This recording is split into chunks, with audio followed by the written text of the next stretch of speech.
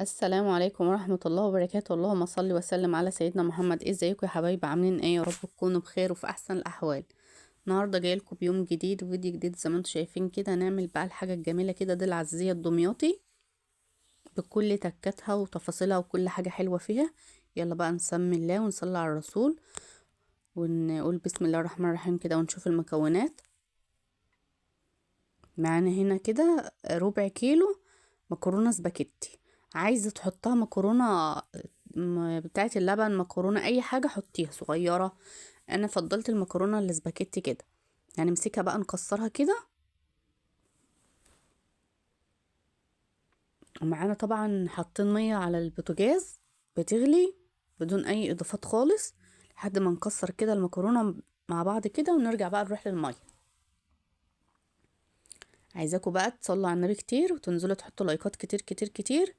ولسه ما اشتركش في القناة يشترك في القناة ويفعل زر الجرس ويضغط على كلمة الكل عشان يوصلكوا ايه كل يوم اشعار جديد بالفيديو اللي هنزله. هنا المية اهي غلت طبعا بدون اي اضافات. هنضيف فيها بس المكرونة كده الاسباجيتي تتسلق. هسيبها بقى تتسلق ونرجع بقى نشوف هنعمل فيها ايه تاني.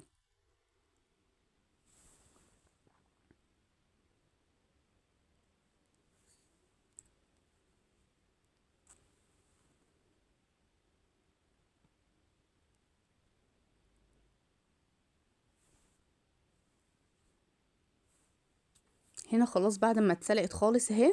هناخدها بقى في شفشق الخلاط كده، هنفضيها بقى في شفشق الخلاط. وبعد كده معانا نص لتر لبن حليب،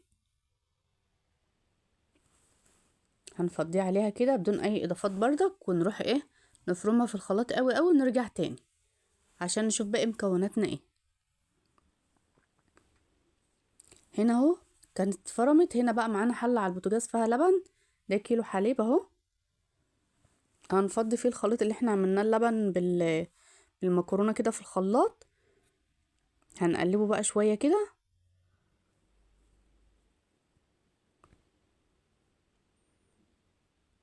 بصوا بقى معانا هنا كوباية سكر كبيرة حوالي 200 جرام. تمام، نقلبها كده لحد ما تدوب.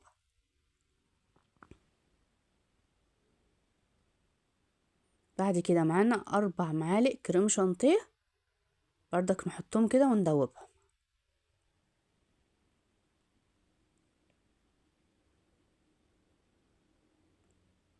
نقلب خالص كده لحد ما يدوبوا مع بعض.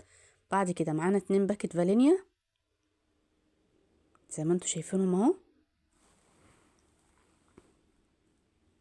نقلب بردك كده. بعد كده معانا 4 معالق نشا على شوية مية، نص كوباية مية، دوبناهم في بعض كده ونزلنا بيهم كده ايه على الخليط ده. هنقلب كده لحد ايه ما يجي قرب ما يجي يتماسك معانا كده. ونضيف عليه كمان معلقة سمنة بلدي او معلقة زبدة، بس طبعا المقطع ده كان ما تصورش معانا.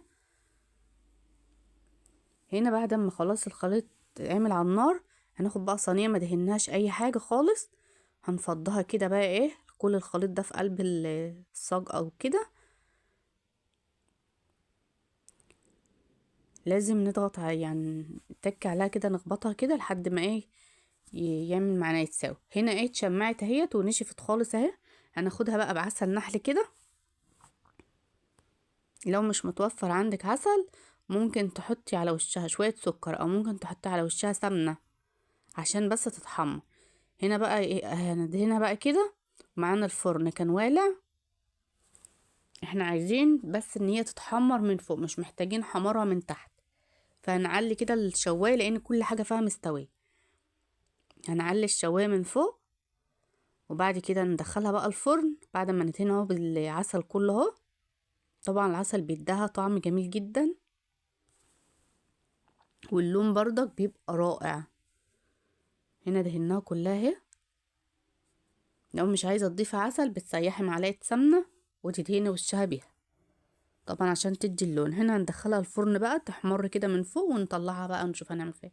شوفوا ما شاء الله ما شاء الله، شوفوا لونها جميل ازاي. هنسيبها بقى تبرد وبعد كده نقطعها. بس انا اصلا ما استنتش عليها تبرد،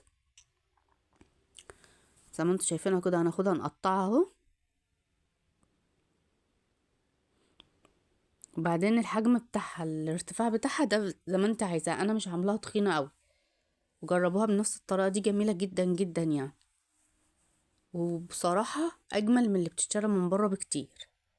طبعا احنا داخلين على شهر رمضان، كل سنه وانتم طيبين. طبعا كل يوم بقى بيحبوا الحلويات والحاجات دي، فلازم تعمليها وتجربها في البيت. احنا هنا قطعناها، نرجع نقطعها بقى تاني قطع صغيره كده، او على حسب التقطيع اللي انت عايزاها.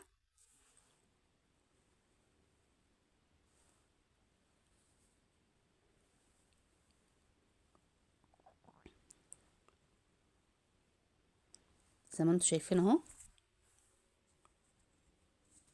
هنا كانت اتمسكت بس مش من قوي، لان ما كنتش سبتها برضك ان هي تبرد خالص خالص. بصوا هطلع معاكم واحده اهي ازاي متماسكه، جميله ما شاء الله. شوفوا لونها جميل جدا، بصراحه اجمل من اللي بتتشرى من بره. ناخدها بقى ندوق حته كده. شوفوا ما شاء الله، كريمي بقى، كريمي من جوه خالص اهي، وحلوه.